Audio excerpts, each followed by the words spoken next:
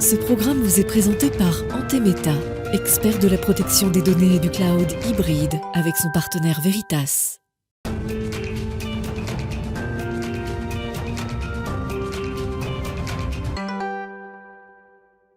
Bonjour et bienvenue à tous. Alors, ce sont d'excellents indicateurs du dynamisme des écosystèmes et un moyen aussi très rapide de juger de l'imminence des ruptures technologiques à venir. Je veux parler des salons. Il y en a deux importants qui ont ouvert leurs portes cette semaine et qui font la une de Smartech aujourd'hui. On commencera avec Eurosatory. On en parlera avec mon invitée Sandra Budimir qui est en plateau avec moi. Sandra Budimir de Starbust.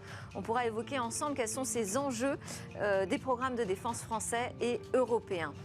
Et puis au cœur de cette émission, deuxième salon important qui ouvre ses portes, c'est le top départ de Vivatech. Aujourd'hui, j'aurai trois invités, un fonds d'investissement, un fournisseur de cloud et également un grand groupe accélérateur de start-up. On pourra voir ensemble quelles sont justement ces start-up et ces technos qui vont faire le show cette semaine. Et puis on retrouvera notre rendez-vous des cryptos avec ce qui est intéressant, ce sont des boutiques de quartier qui commencent à s'y mettre et nous proposer de payer en crypto-monnaie à Paris. Mais tout de suite, c'est le moment de l'interview, on s'intéresse au sujet de défense européenne.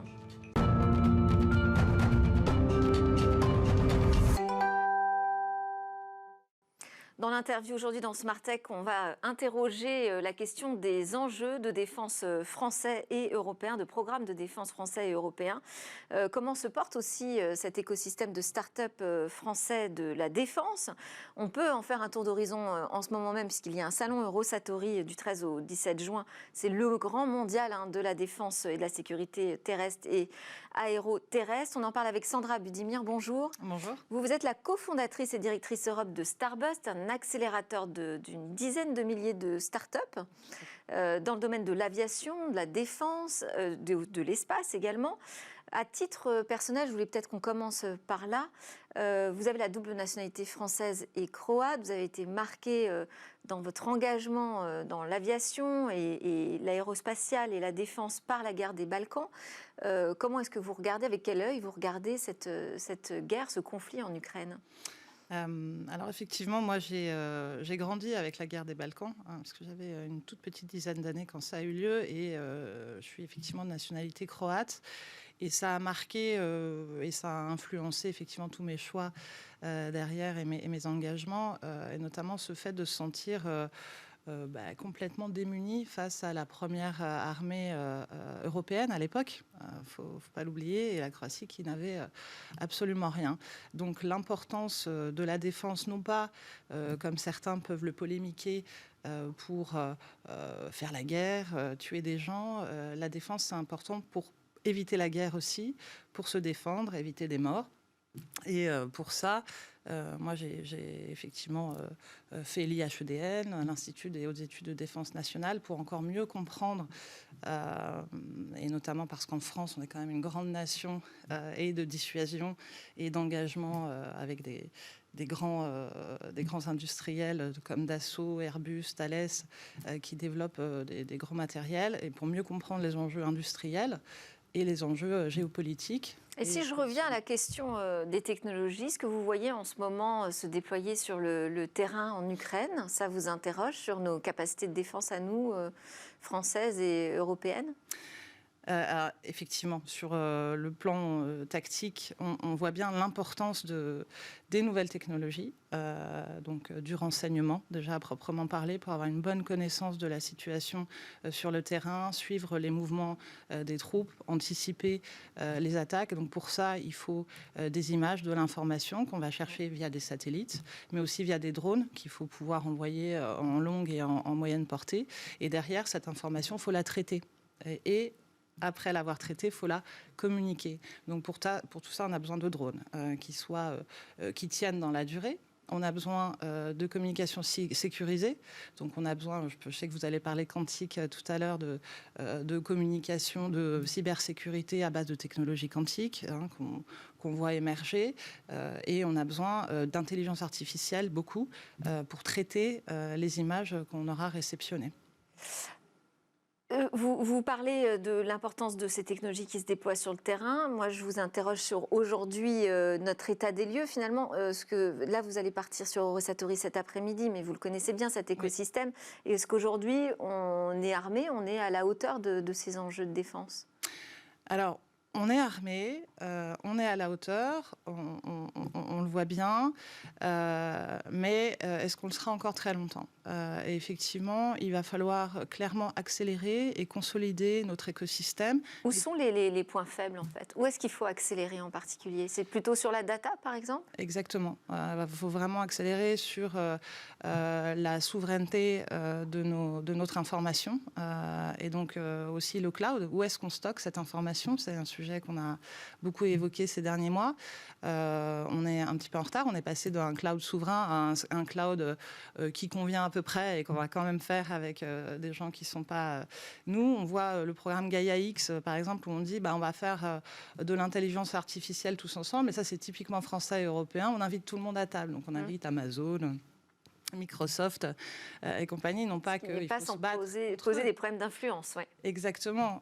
Faut être capable de développer. Et pour ça, il faut aussi le faire, bien sûr, avec notre base industrielle de défense française. Mais il faut coopérer au niveau européen. Il faut vraiment consolider le plus vite possible et lancer le plus vite possible enfin ces grands programmes dont on parle depuis des mois.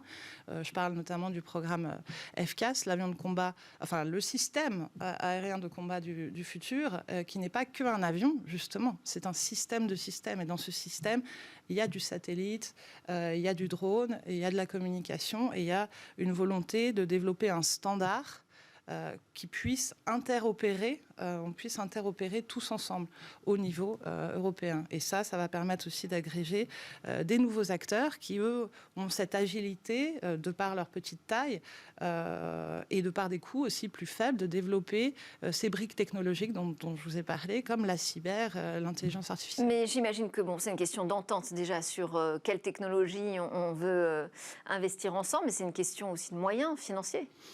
Les moyens, on les a. On voit que tous les budgets militaires ont été augmentés. On a une LPM, une loi de programmation militaire depuis 2015 qui a vu enfin, après des années de disette, les budgets qui ont été à la hausse. Donc on a d'abord remplacé le matériel défectueux et puis on est passé à l'investissement. On lance un nouveau porte-avions. En Allemagne, enfin, il y a une volonté de monter au fameux 2% du budget militaire total. Il faut remplacer leurs avions militaires. Le choix des Allemands aujourd'hui va se porter sur le F-35 américain.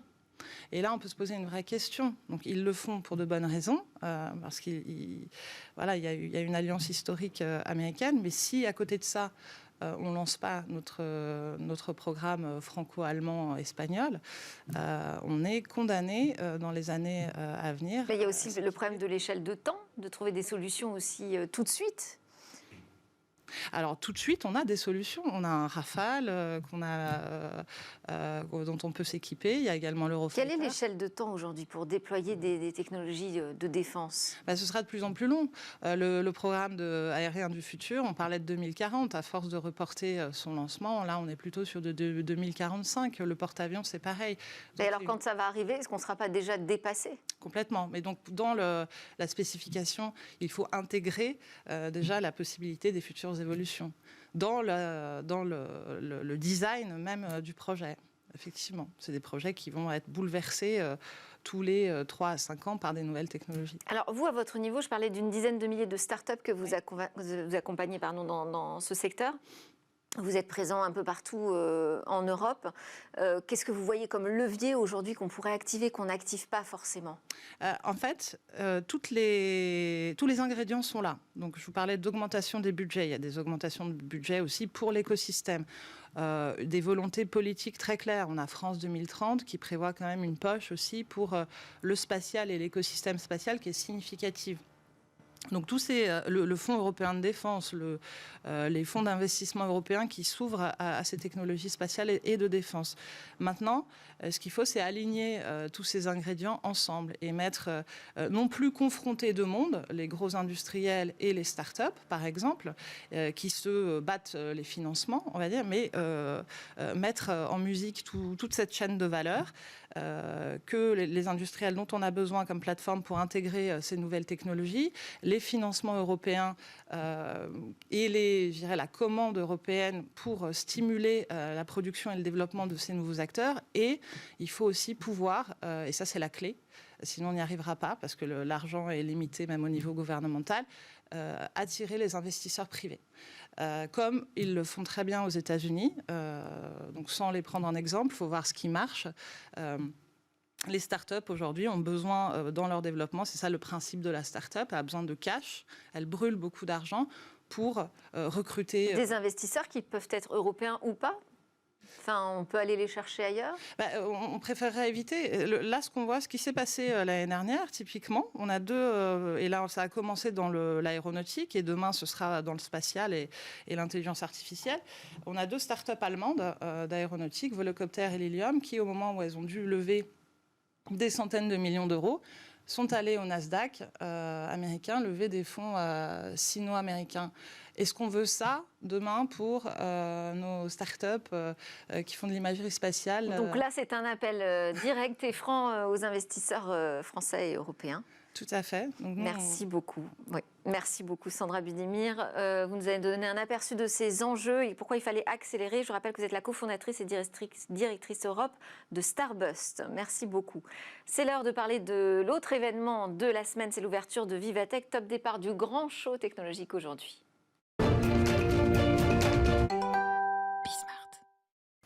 Vivatech, c'est donc le grand show des technologies en Europe. On a des startups, mais aussi des géants du numérique qui s'y pressent, s'y donnent rendez-vous. Pour ce top départ, on aura 3 invités dans Smartech, 3 intervenants qui représentent un peu la variété de l'écosystème, de ce qu'on peut voir à Vivatech dès aujourd'hui.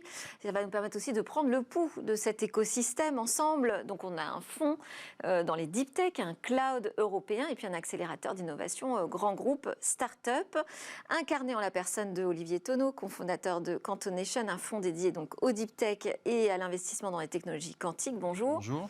Yann Lechel, CEO de Scaleway, fournisseur de cloud français. Et également, bonjour Yann, et également avec nous en visio, Vanessa Chocteau, directrice des programmes transformation d'Ocapost et French IoT. Alors, Vivatech, grand show européen des technologies, on n'est pas dans la dimension encore du CES quand même, il ne faut pas exagérer, mais c'est un événement qui finalement, d'année en année, s'est imposé comme une institution presque dans le paysage tech, avec ses particularités européennes. Ma première question peut-être pour tous les trois, c'est déjà quelle est votre motivation? Pourquoi vous y allez à Vivatech cette année? Yann Lechel. Si je peux me permettre, Scaleway s'intéresse à la dimension tech de Vivatech. Parce que quelque part, aujourd'hui, on parle aussi de la dont le nom complet est Viva Technologies. Voilà. Hein. Ouais. L'innovation, les startups représentent évidemment une corrélation avec la technologie, mais pas que. En ce qui nous concerne, la dimension technologique n'était pas suffisamment couverte. Et donc Scaleway s'est investi pour traiter la track CTO Forum qui aura lieu vendredi au sein même de Vivatech. Donc là, on va avoir des ingénieurs, on va avoir vraiment des techniciens de la technologie qui vont pouvoir se rencontrer, discuter ensemble. Absolument. Votre motivation? Nous, de notre côté, on a un certain nombre de sociétés dans lesquelles on a investi, qui sont présentes à Vivatech. Et donc, c'est l'occasion de les voir un petit peu en situation face avec leurs confrères, avec leurs clients. On a aussi, c'est aussi une façon de faire vivre l'écosystème.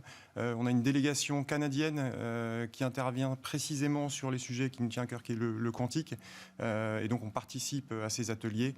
Voilà, donc c'est à la fois pour nos sociétés et puis aussi pour tout ce que ça génère autour en termes de voir contact. aussi ce qui se passe au-delà de nos frontières finalement. Vanessa Chocteau, quant à vous, votre motivation sur Vivatech, parce que vous avez des gros dispositifs au CES de Las Vegas, excepté l'année dernière qui était un peu particulière, mais vous en avez un aussi important sur Vivatech.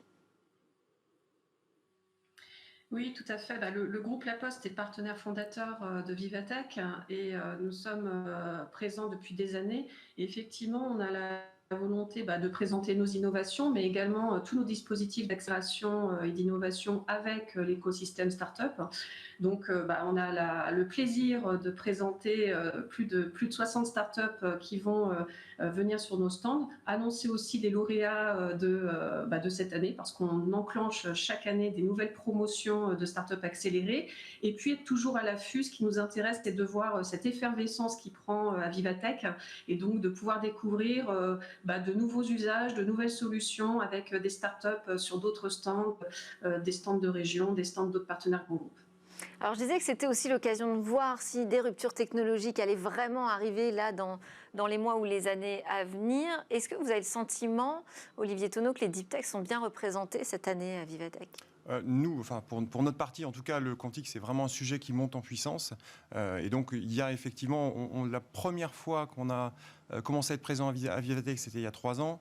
L'année dernière, de façon plus importante. Et là, cette année, il y a vraiment une grande partie des sociétés dans lesquelles nous avons investi, des sociétés comme Pascal, comme Candela, qui commencent à être connues et reconnues et qui sont présents dans cette... Donc, on voit vraiment des startups porteuses de ruptures technologiques qui vont être présentes, qui commencent à avoir une certaine renommée internationale. Est-ce que l'objectif, là, quand on va sur un salon comme ça, c'est d'évangéliser davantage encore sur le quantique ? L'objectif, c'est vraiment de faire connaître les sociétés et puis de commencer à parler de cas d'usage, de commencer à rencontrer des clients, envisager les choses concrètes que ces sociétés pourraient faire pour ces clients dans les mois et les années à venir.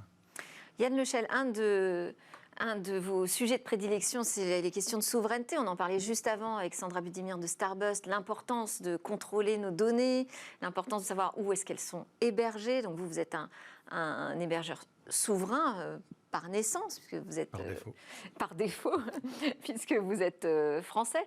Est-ce que vous allez quand même passer sur les stands de vos amis américains, parce qu'ils sont aussi présents à Vivatech ? Bien évidemment, bien évidemment. Et le marché est ouvert et c'est une bonne chose. Ce qui ne va pas, c'est ce grand déséquilibre. Et donc, nous allons traiter le sujet, justement, avec une quarantaine de directeurs techniques, du sujet du multi-cloud, du choix, de la multiplicité. Donc, Scaleway s'inscrit dans cette démarche, évidemment, et les clients sont tout à fait libres de travailler avec nos amis concurrents, AWS, Azure, Google, OVH, évidemment. Il faut célébrer cette diversité. On n'aura pas de tension sur le salon, justement, autour de ce sujet de la souveraineté ? Alors, le sujet de la souveraineté est complexe à traiter. Certains ont une approche assez binaire, donc il faut plutôt éviter la notion de souverainisme. En revanche, la souveraineté, c'est quelque chose qui est un curseur qui aujourd'hui est proche de zéro, mais qu'il convient de rééquilibrer avec les forces locales, régionales. Et c'est donc ce que l'on propose avec le multi-cloud qui consiste à développer cette capacité d'avoir plusieurs fournisseurs et donc de travailler avec des acteurs qui peut-être ont des avantages compétitifs. Et les Américains sont en avance sur certains sujets, mais sur d'autres sujets, on est sur un socle commoditaire. Donc il n'y a pas de raison non plus de ne pas utiliser des acteurs locaux pour certaines autres activités qui, par ailleurs, sont aussi dans la course d'un point de vue technologique. Et ça engage d'avoir de l'interopérabilité, enfin de Absolument. pouvoir passer facilement d'un fournisseur de cloud à un autre. Absolument. Donc ça, c'est Donc il faut pouvoir travailler ensemble, finalement, Absolument. aussi. Oui, bien sûr. Vanessa Chocteau, French IoT, je n'ai pas précisé, mais c'est donc un accélérateur de start-up dans les services connectés. Comment se passe cette relation start-up-grand groupe qui est vraiment votre sujet ? Est-ce que les choses sont en train d'évoluer, de bouger là-dessus ?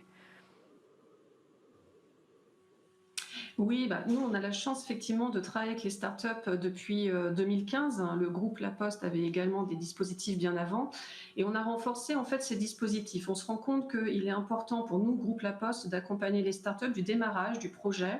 On a par exemple les coups de cœur, femmes du numérique, dès lors que c'est un concept. Et on va jusqu'au financement sur des startups qui ont vraiment dépassé la phase d'amorçage et qui a besoin de lever des fonds. Donc on a toute cette palette d'accompagnement et ça, c'est très important. Et comme nous sommes devenus un observatoire de tendance. En fait, on a cet accélérateur French IoT ouvert depuis 2015. On a une promotion par an.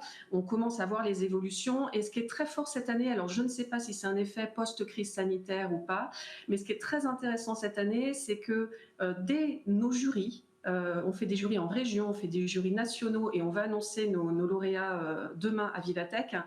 Et bien, dès les phases de jury, nos équipes internes, direction innovation, direction technique, direction projet et les directions aussi chez nos partenaires grands groupes ont tout de suite vu des possibilités de création de valeur avec les startups auditionnées.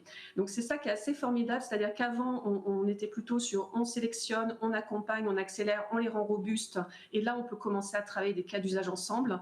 Et ce qui est formidable cette année, c'est que dès les phases de jury, il y avait vraiment cette volonté de travailler déjà et donc de déjà mettre en place des liens pour créer de la valeur et des nouveaux services ensemble. Oui, parce qu'on a vu quand même que ça, c'était une question clé, hein, aussi la relation grand groupe start-up. Olivier Tonneau, vous y allez aussi pour annoncer des nouveautés en matière de fonds. Alors, on vient de clôturer notre premier fonds. Ce sera fait dans les quelques jours qui viennent, au-delà de 90 millions d'euros, donc qui est supérieur à l'objectif initial qui était de 50 millions. On en a déjà investi un peu plus de 40 dans une vingtaine de sociétés partout dans le monde, aux États-Unis, au Canada, en Europe, au Royaume-Uni. Et donc l'idée, c'est à la fois de clôturer ce fonds, continuer à accompagner de nouvelles sociétés. On a encore la place pour investir dans 5 nouvelles sociétés. Et puis continuer à accompagner celles dans lesquelles on a déjà investi. Mais l'idée, c'est aussi de pouvoir les accompagner plus loin. Et donc on va commencer à travailler sur un deuxième fonds qui sera capable d'accompagner les plus belles sociétés ou les plus grosses sociétés de notre premier portefeuille. Donc un fonds plus important, un fonds de d'une quelle taille dimension ? de 300 millions d'euros, avec l'idée de pouvoir contribuer à hauteur de 30 ou 50 millions dans des tours de financement pour des séries B, des séries C, donc sociétés qui commencent à être un peu matures mais qui ont encore des besoins de capitaux importants. Et aussi spécifiquement dans le quantique ? Absolument, toujours 100% dans le quantique. On a aussi, on lorgne un peu vers ce qu'on appelle la physique de rupture, donc qui n'est pas à strictement parler, qui n'utilisent pas strictement parler les propriétés du quantique, mais qui sont des sociétés qui sont aussi des deep tech et qui sortent des labos de physique. Alors vous avez dit que vous investissez dans des entreprises un peu partout dans le monde. Où est-ce que ça se passe dans le quantique en ce moment, vraiment ? Vraiment, il y a 3 pôles, et ça se passe vraiment dans les 3. C'est Amérique du Nord, donc États-Unis, Canada est très dynamique aussi. Beaucoup de choses en Europe, et j'inclus le Royaume-Uni dans l'Europe, mais en France, on a vraiment des centres de recherche et des startups. On a pris beaucoup d'avance sur les startups avec des très beaux noms très connus en Europe qui font référence. On est cité, Pascal Candela. On peut aussi parler de Qubit Pharmaceuticals qui vient de faire une belle levée de 12 millions d'euros d'equity, plus des financements non dilutifs. L'Allemagne se réveille. Ils sont partis un peu à la traîne, mais on voit le plan allemand sur le quantique qui commence à porter ses fruits. Et puis, il y a évidemment la Chine qui est très en avance sur tout ce qui est communication, mais c'est un écosystème qui est un peu plus opaque. Sur lequel vous n'allez pas pour l'instant ? Sur lequel on ne va pas, non, parce que il n'y a pas cet écosystème de start-up, il n'y a pas de terrain de jeu pour nous. Ça se passe dans les grands groupes et dans les laboratoires d'État, donc notre fonds d'investissement n'a pas accès à ce qui se passe là-bas. Est-ce qu'on va aussi à Vivatech pour trouver de l'argent, pour essayer de grandir, faire grandir sa société, Yann Lechel ? Alors, pour les startups, très certainement, les fonds d'investissement y sont. Ils sont présents pour identifier leurs futurs investissements. Très clairement, c'est un écosystème qui se construit. Justement, il y avait cet aspect des grands groupes qui proposaient un podium aux startups. C'était un petit peu la genèse de Vivatech. Et j'apprécie de voir les grands groupes se positionner en disant on accompagne les startups parce que cette relation est symbiotique. Elle est nécessaire. Et donc, il y a tous ces éléments qui constituent l'écosystème qui a énormément mûri. Donc moi, je le connais depuis 20 ans. Il était inexistant il y a 20 ans. Aujourd'hui, nous avons beaucoup de choses. Il manque un marché d'exit en particulier. Au niveau des financements, on a globalement ce qu'il faut.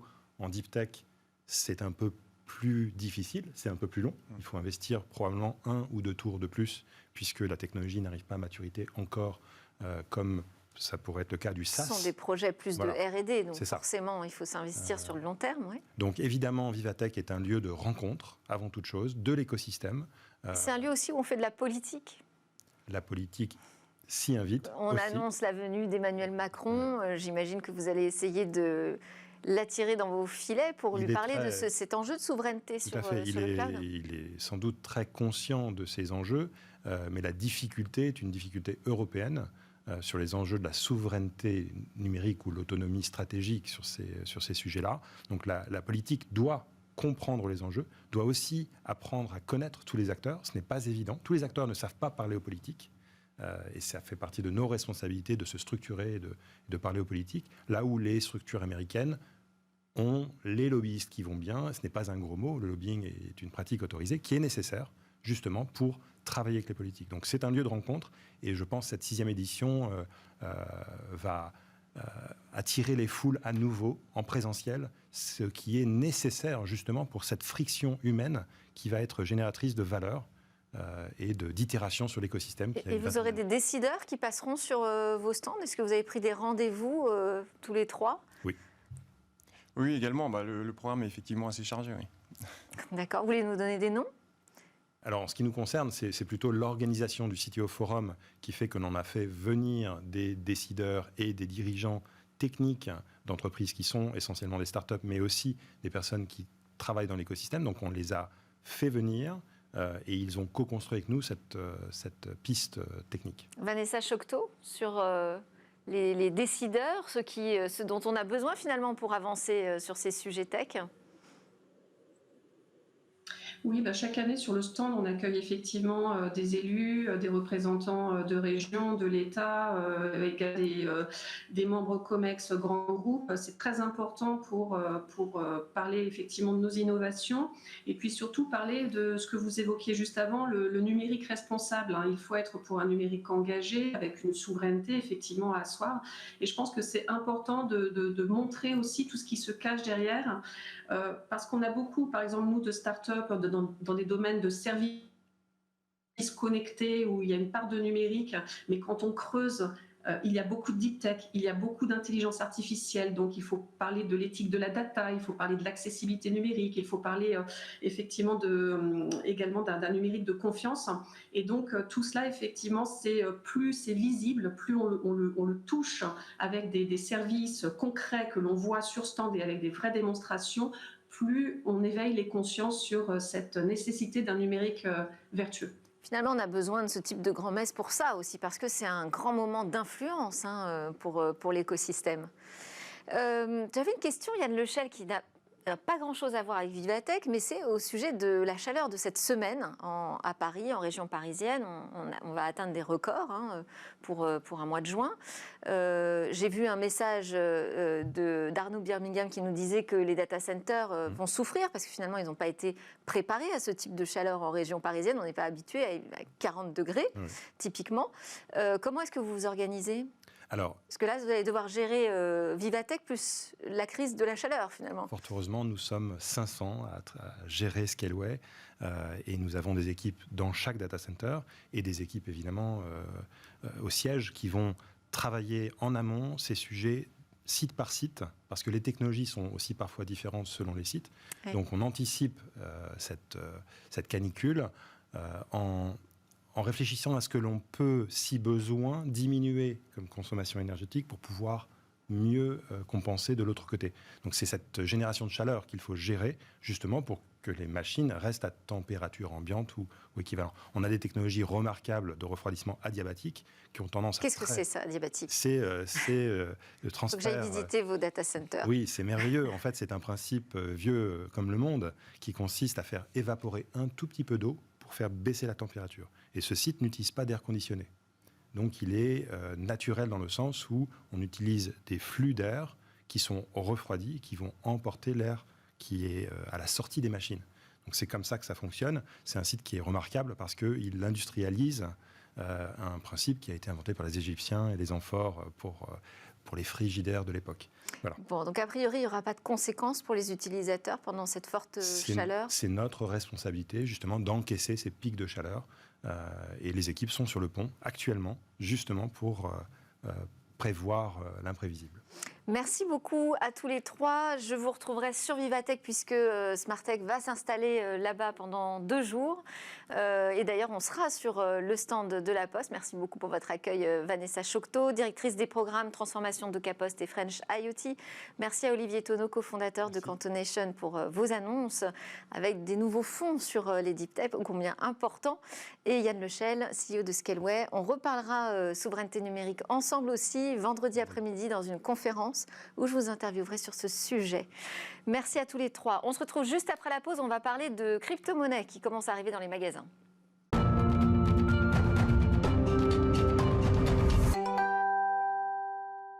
Vous êtes bien sur la chaîne Bismart, vous regardez Smart Tech, l'émission qui vous parle d'innovation, de numérique tous les jours. On est en direct dès le matin à 11h. Vous pouvez aussi nous suivre en podcast, évidemment, ou en replay sur le web. Alors là, c'est l'heure de notre rendez-vous sur les crypto-monnaies.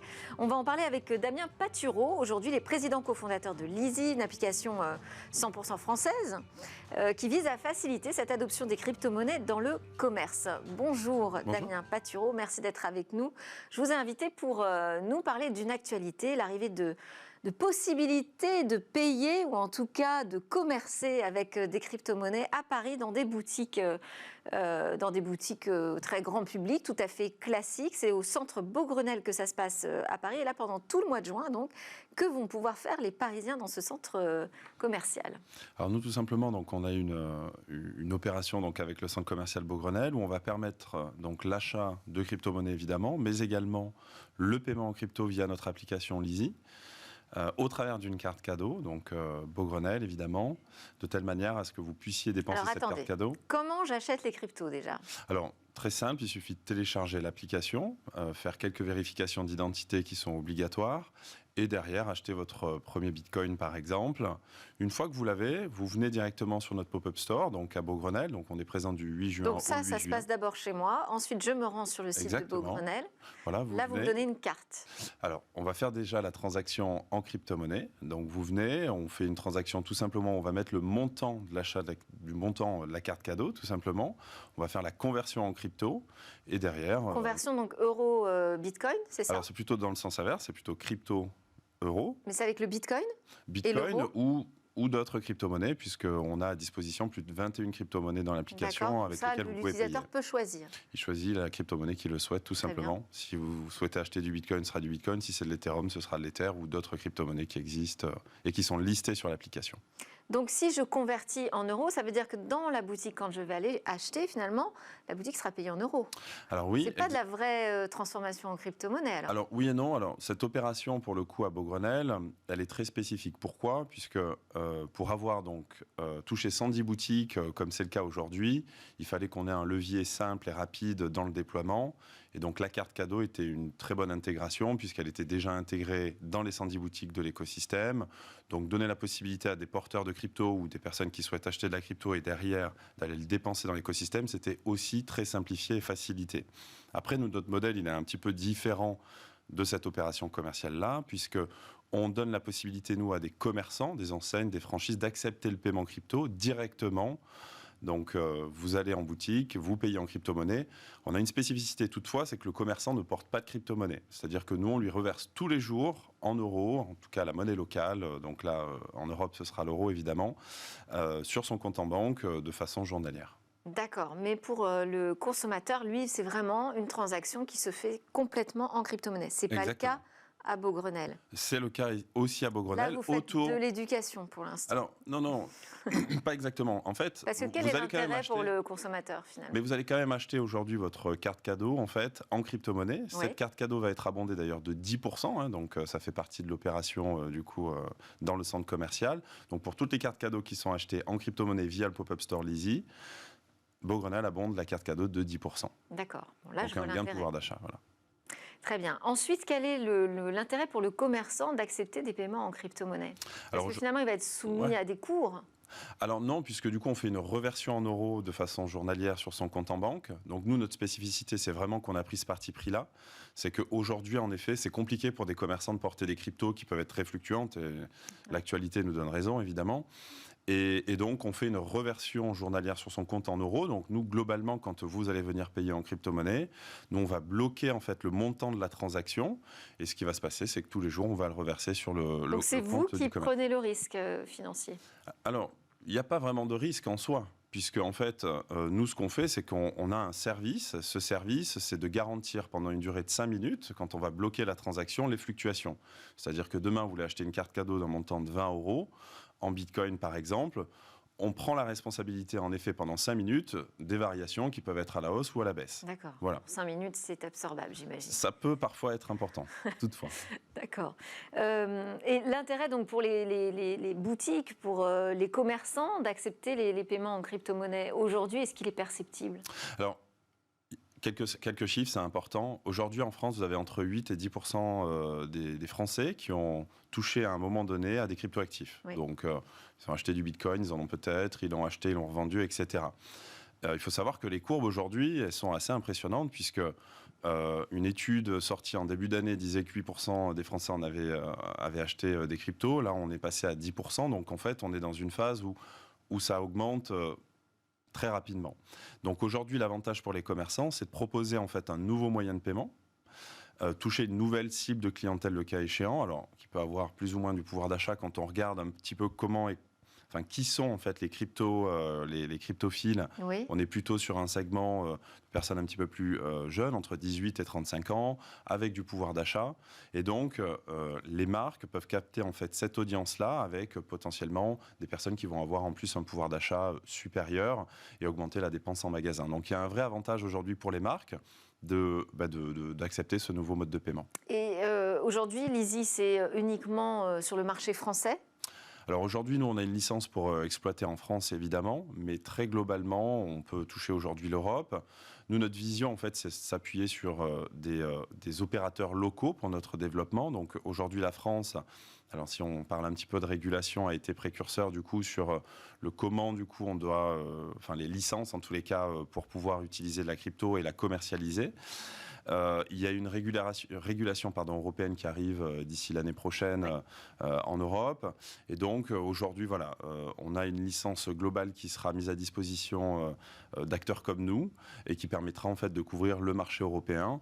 Et aujourd'hui, on en est où en France alors sur l'adoption des cryptos dans le commerce ? Non, je vous le disais, en fait, on a 8 à 10% aujourd'hui de porteurs de crypto. Ça, c'est les porteurs. Ça, c'est les porteurs, en effet. Sur les magasins, en pré-commercialisation, je vais juste vous donner un chiffre. Avant de lancer l'Easy, on avait plus de 1500 commerçants pré-validés, pré-signés. Donc, c'était aussi bien du commerçant physique que de la franchise, que de l'enseigne, très global.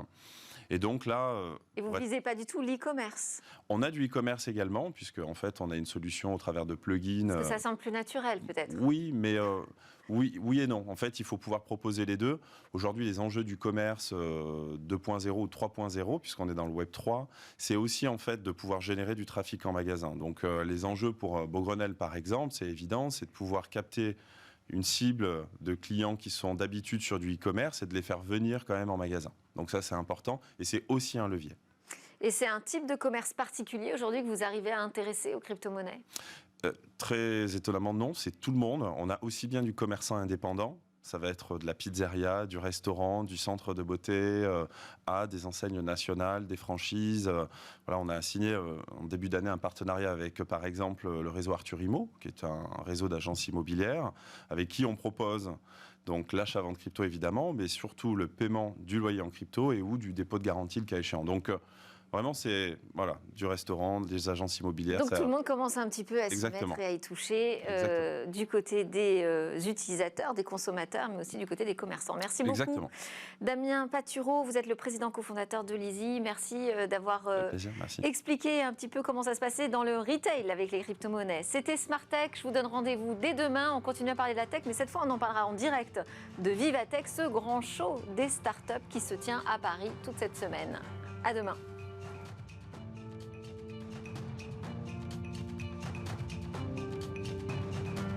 Ce programme vous a été présenté par Antemeta, expert de la protection des données et du cloud hybride avec son partenaire Veritas.